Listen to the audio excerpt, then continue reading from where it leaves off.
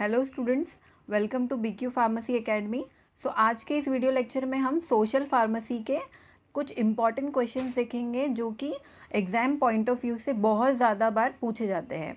तो इसमें सबसे पहला हमारा जो क्वेश्चन होगा वो है define health, write about various dimensions of health. So as you all know, ये हमारे सबसे पहले चैप्टर का फर्स्ट क्वेश्चन है, जो कि है इसमें हमें क्या करना है, हेल्थ के डेफिनेशन को लिखना है, फिर बाद में हमें उसके वेरियस डायमेंशंस जितने भी हैं उसके बारे में लिखना है।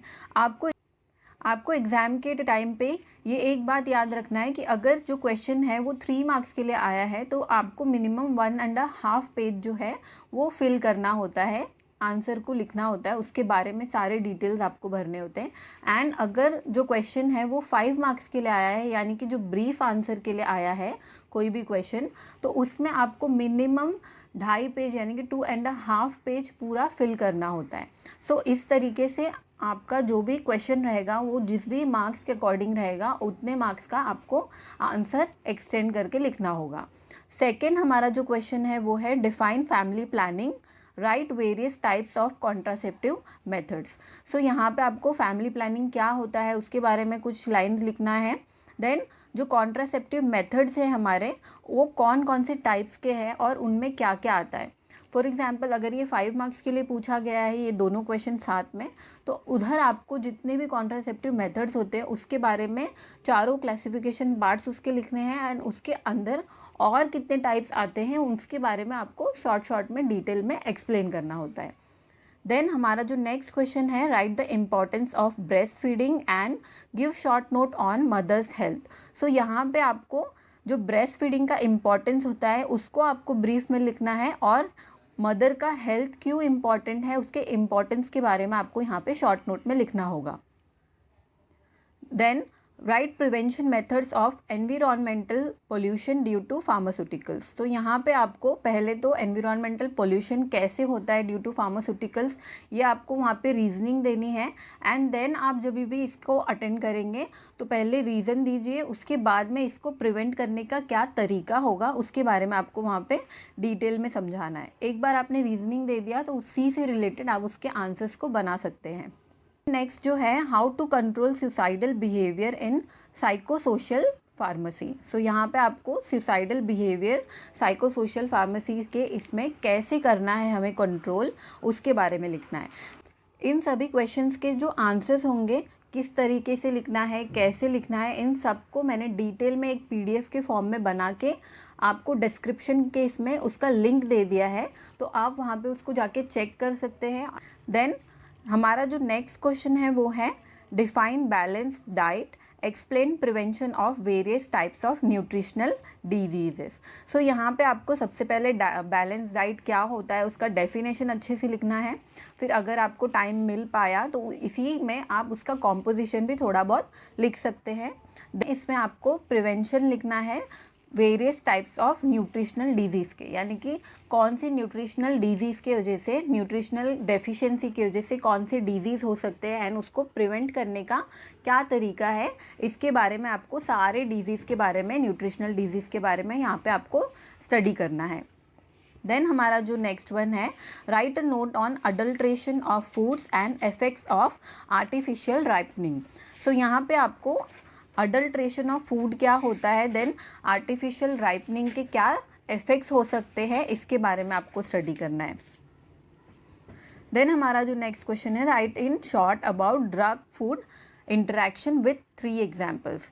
यहाँ पे आपको ड्रग एंड फूड का इंटरेक्शन क्या होता है उसके बारे में डिटेल में लिखना है, और इसमें आपको कोई भी 3 एग्जाम्पल्स स्टडी करना है। जो नेक्स्ट क्वेश्चन है, right clinical presentation, causative agent and preventive measures of the following. जिसमें सबसे पहला हमारा जो है मलेरिया है, देन डेंगू है, देन ट्यूबरकुलोसिस है, एंड देन STDs है। यहाँ पे आपको 9th क्वेश्चन जो है वो बहुत ज़्यादा इम्पॉर्टेंट है। ये शॉर्ट आंसर्स में भी पूछते हैं इसके कुछ हिस्से, और ब्रीफ में तो ये कंपल्सरीली आपको सोशल फार्मेसी में पूछा जाएगा। यहाँ पे सबसे पहले आपको क्लिनिकल प्रेजेंटेशन स्टडी करना है, जो 4 डिजीज़ का मैंने दिया हुआ है।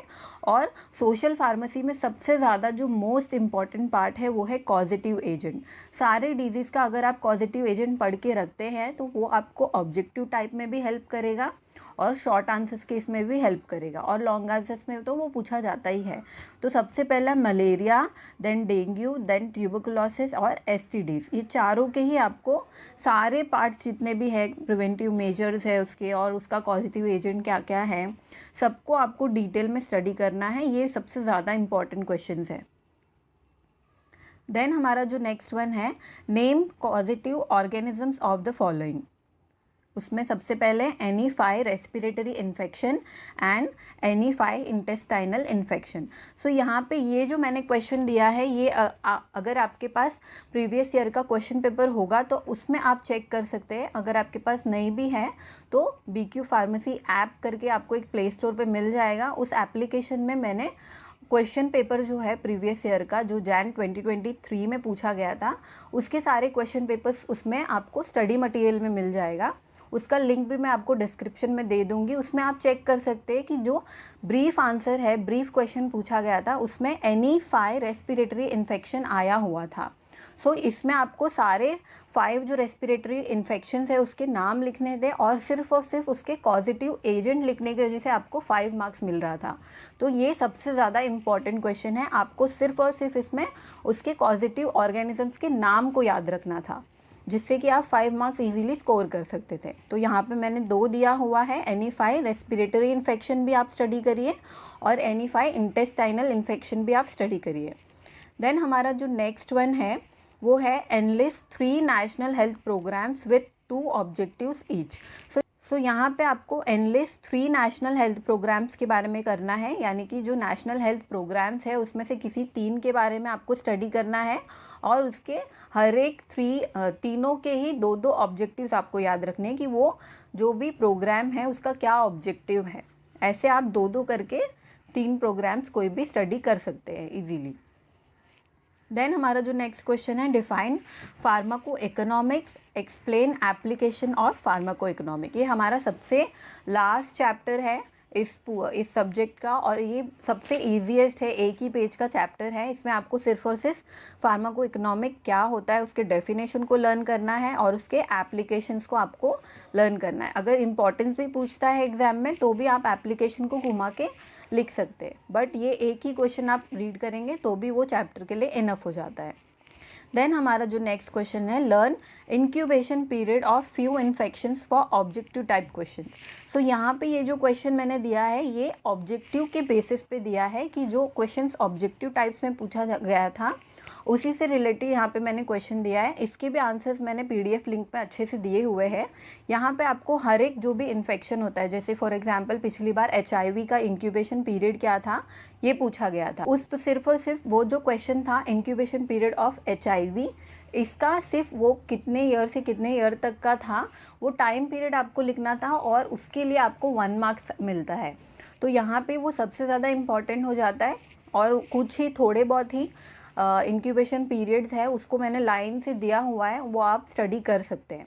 सो उस कुछ इन्फेक्शंस के आप इंक्यूबेशन पीरियड क्या है क्या नहीं है ये आपको लिंक में मिल जाएगा। PDF में आप चेकआउट करके उसको लर्न कर सकते हैं ईजी वे में, और ये ऑब्जेक्टिव टाइप के लिए पूछा जाता है क्वेश्चन। नेक्स्ट हमारा जो क्वेश्चन है वो है learn few deficiency disease name for objective type question. So same here, जैसे कि आप क्वेश्चन पेपर अगर देख रहे हैं तो उसमें जो हमारा मैच द फॉलोइंग दिया है पेपर पैटर्न के अकॉर्डिंग, उसमें मैच द फॉलोइंग 4 मार्क्स का आया था, और उस पूरे मैच द फॉलोइंग में सिर्फ और सिर्फ डेफिशिएंसी डिजीज़ का नाम पूछा गया था कि इस डिजीज़ से कौन सा डेफिशिएंसी की वजह से कौन सी डिजीज़ होती है।